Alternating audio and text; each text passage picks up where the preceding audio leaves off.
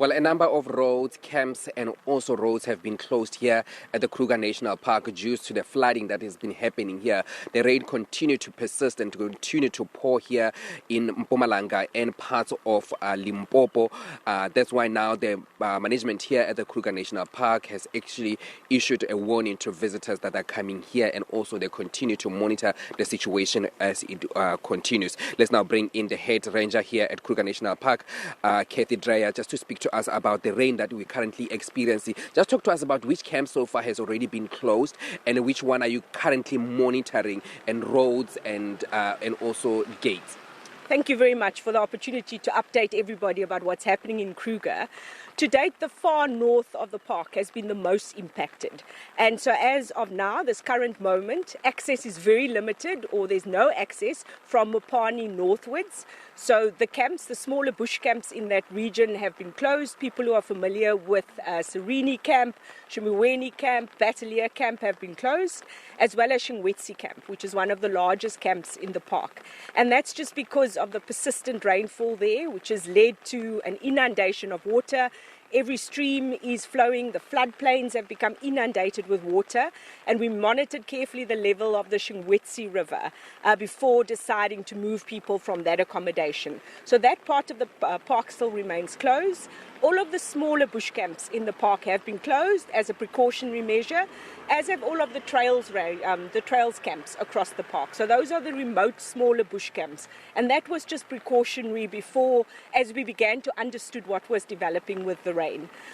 In terms of the camps that are still open and that are still remaining, many of the large camps, specifically in the south, remain open. So camps such as Skukuza, Pretoriaskop, Lower Sabi, Crocodile Bridge, Malalan are still open, and we carefully monitor the situation. I think what's important for our guests and visitors to the park to know is that the situation is constantly changing. What is happening outside of the park, the rain on the escarpment, impacts directly on us, and so that's why it's so important just to follow up on the regular updates that are being posted, because the status may change. Gates that are currently open may become closed. And also, if you can talk to us about the visitors that are coming here. Obviously, we are also on one of the bridges that is also inundated with water. We've seen the Crocodile River also inundated with water. When will you know when to start stopping people to come into the parks? Because obviously the people are starting to be scared now because of also pictures that we've been seeing of people trying to cross the rivers that are also kind of like inundated with water. Definitely. It's understandable that people are cautious because of the current changing of the situation.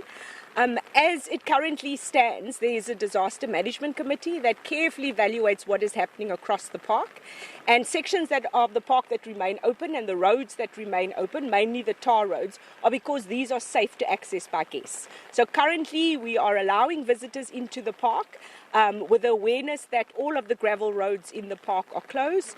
There's limited travel between the north and the south of the park. So for example, we are cut off in Skukuza from accessing Chokwan and Lower Sabi, and that's just because of the levels of certain bridges. But where it is safe to travel, the roads remain open, the rest camps remain operational. We have given guests or visitors who have prior bookings to the park an option to change those bookings to a later date if they feel more comfortable with doing that.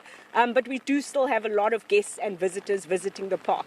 And every effort is made to ensure that people are kept up to date of the situation. Again, as I said, the most important thing for SANParks currently is the safety of their guests and their staff. And also talk to me about the Lower Sabi, people that are flying in, that will be probably flying in. They won't be able to access Skukuza because of the Lower Sabi River being also being inundated with water. Just talk to us about this situation. What will guests that are flying into the park will have to do to be able to go to their various camps that they have booked at? So currently the Skukuza airport, operated by Airlink, is still open.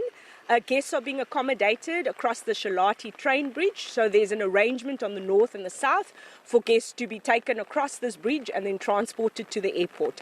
So flights have remained uninterrupted, and there is an arrangement and there is a big team that are working to ensure that guests who land in Skukuza or who are departing from Skukuza can safely access the airport. That situation obviously is also being continuously monitored. Talk to me about yesterday.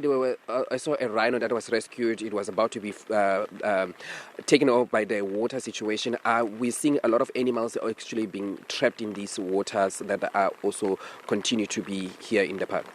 So the situation with the white rhino that was on the Paul Kruger Gate is a unique situation.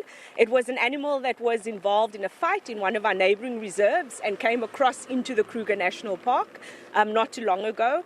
And obviously there were concerns because of the area that he was. The water began rising, and so a decision was made by the game capture team to safely moving him away from that area into a more secure area. And that's what has happened. And also the elephants that we've seen that were almost struggling in the water. There were pictures of those elephants. Did you manage to save all these elephants? And are we worried about the animals? Luckily, the wildlife in Kruger know the system better than we do. Many of these animals are intuitive. They understand before the weather comes. They already move to high ground and safe ground. So we haven't had to intervene with any incidents besides that one specific white rhino. But obviously, operations continue as normal for the ranger services, for the conservation teams.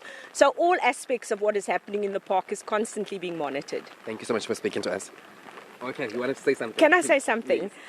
We just want to appeal to our guests who are still visiting Kruger National Park to please adhere to any no entry signs, any barriers, whether they may be logs or rocks that have been placed across the roads.